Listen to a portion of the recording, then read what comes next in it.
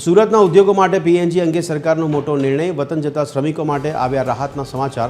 શ્રમિકોના ભોજન માટે હવે ગેસ કનેક્શન સરળ બનશે.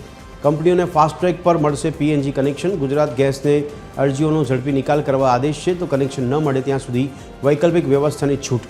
ઇન્ડસ્ટ્રીયલ કેન્ટીનને હવે ગેસમાં અપાશે પ્રાથમિકતા. શ્રમિકોને જમવાની મુશ્કેલી ન પડે તે માટે પ્રક્રિયા તેજ કરવામાં આવી.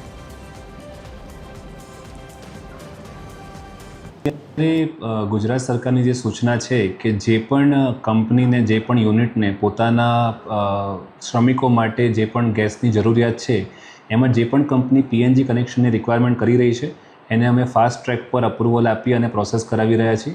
ગુજરાત ગેસને આ તમામ પ્રકારની અરજીઓ છે એ બને એટલી જલ્દી નિકાલ કરવાની અને ઇન્સ્ટોલેશન કરવાની સૂચના આપવામાં આવી છે.